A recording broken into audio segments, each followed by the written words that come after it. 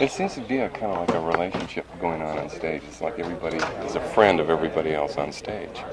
And that's something very rare because we've seen a lot of groups perform and don't get that kind of feeling. Well, I think it's because we enjoy it, you know, and we constantly enjoy it, which means that we do 2 shows a night for 5 weeks, but we never let it get old. Every song is like we do it for the first time, and that's one of the secrets, you know. Well, like it's not a planned thing. You don't do the same sequence. Not necessarily. We can change them around, but even if we do the same songs, they're new, and the sound is the feeling is there every time. But it's a different feeling each time, right? It's a good feeling. We never let it down because there's a new audience out there. Plus, we enjoy what we're doing. Well, Elvis communicates with us, really. I mean, you really do from the stage. I've sung with a lot of people, but he has some way of keeping you interested and communicate between you and him. And, I'm not going to tell you how at times.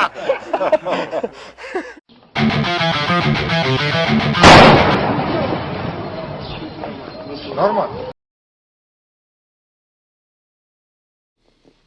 Now, but I would like to think that I had improved as an entertainer, and I like to get the rapport with an audience because it's a give and take thing. If you can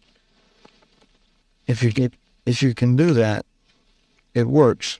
So, if the artist or whoever is performing can get that kind of rapport going with the audience, then it pays off. It's good. Hey everybody, welcome to another Dumpster Dive episode. Today I'm going to be talking about the undisputed worst live album ever released. And there's no contest here. I don't think anybody is going to argue with you. This was the absolute worst live recording ever released.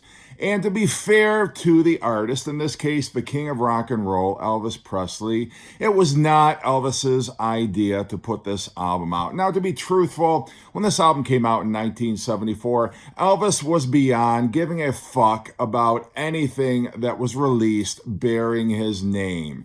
He didn't have any say or any interest in the album packaging, in what sequence the songs fell on any of his albums.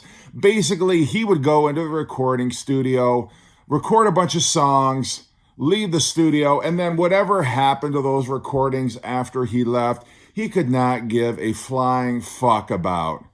And I think that was a state of affairs that dated all the way back to his Sun Records contract with Sam Phillips. I think back in those days, the artists just stayed out of the way of the record companies. Record companies would release albums without any input into the artist. And if an artist tried to give input, the record company would be like, you can shut the fuck up and let us do our job. So I think, to be fair again to Elvis, I think that was a state of affairs that he just became accustomed to. I think the only real albums that he had any interest or input in were maybe his earliest albums, maybe the Memphis album that he released in 1969. But after that, he could not give a fuck. He could barely be bothered to go into the recording studios and record anything of note by this point anyway. They had to bring the recording studio to Elvis's home. He was that fucking lazy. But anyway, this was the brainchild. This abomination was the brainchild of Elvis's greedy manager, Colonel Tom Parker. Now, RCA owned the recordings of Elvis. Any recording that Elvis made was the property of RCA Records. And Colonel Tom Parker, trying to figure out a way to line his pockets even further, hit upon the idea that if he took live recordings that Elvis made on stage and deleted all of the music, he could sell this as a legitimate album, and all of the royalties, all of the money would go to Tom Parker through his record label, Boxcar Records. Now, it sounded like a good idea at the time to him, and so he took the recordings, packaged this as an album, and began selling them at Elvis concerts. Now, RCA quickly got wind of this, and they interceded. They stepped in and said, "You are not releasing this piece of shit album under Elvis's name. We are." So RCA Records basically made Tom Parker cease and desist. They took the album, slapped the RCA logo on it, and began selling it for retail in stores. Now, what is the album? As I said before, it is Elvis on stage, stumbling around. Come on, you can do it. Come on.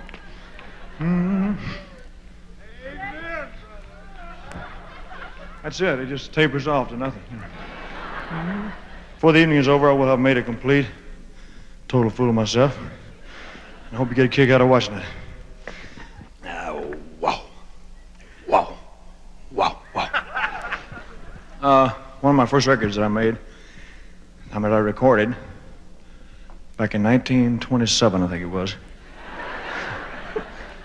In some cases incoherent, interacting with all the blue hairs in the audience. What is that, honey? Orchid? Okay. You want the blue one? You got it, honey. Just ask me. But not free. Come here, Charles.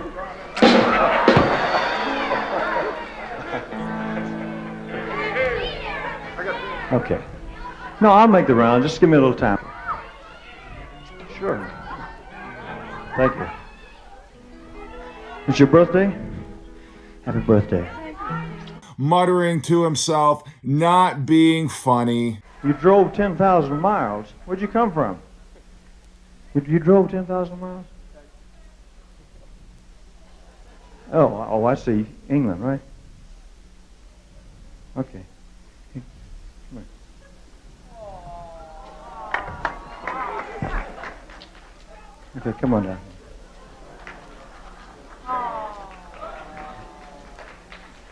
It's an absolute train wreck of a live recording. There's no context at all to anything that Elvis is babbling about on stage. I'll do the same thing again. I'll be okay. I've been traveling.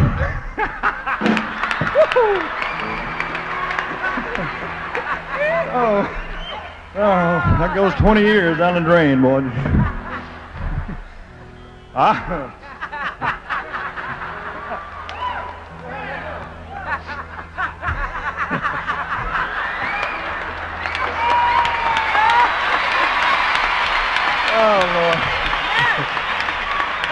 Thank you. It's been a pleasure laughing with you.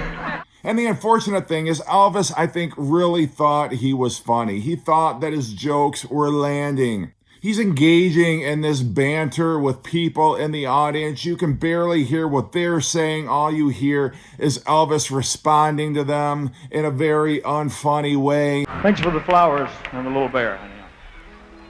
Wait a minute. I'm very curious. What is it? It's a what? A record?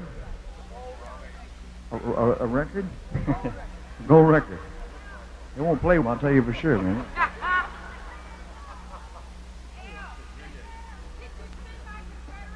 Yes, I did, honey. I sure did. I saw it.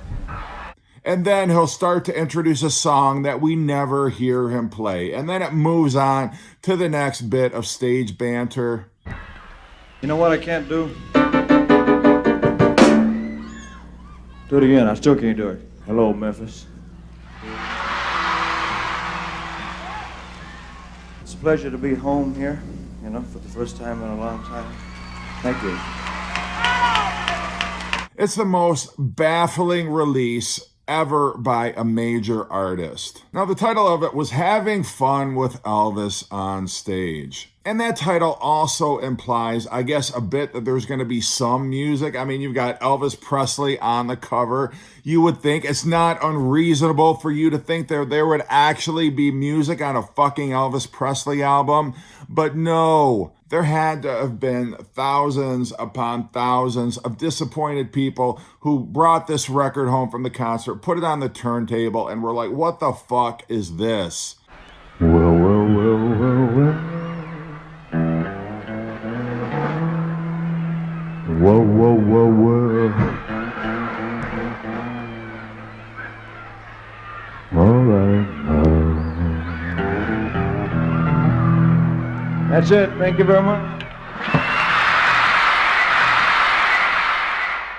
Now, I think RCA did market it as a budget release, and in very small print, it does indicate that there is actually not any music on here. I don't know why they just didn't release a fucking empty album sleeve. That would have made every bit as much sense as this piece of shit. But nonetheless, record companies will do what record companies are going to do. Elvis didn't give a fuck. And so really, who's the victim here other than the people who laid down? It was probably $4 or $5 back in the day to buy this.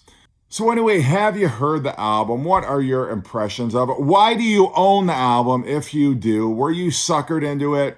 Or is it just kind of a cute novelty album? Anyway, that's my dumpster dive on having fun with Elvis. Hope you're doing great, and take care. Now, you don't know what I'm going to do. You just think... You ain't...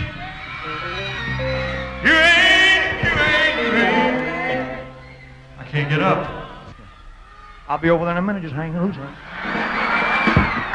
I'll get Wahoo and we'll be right over there.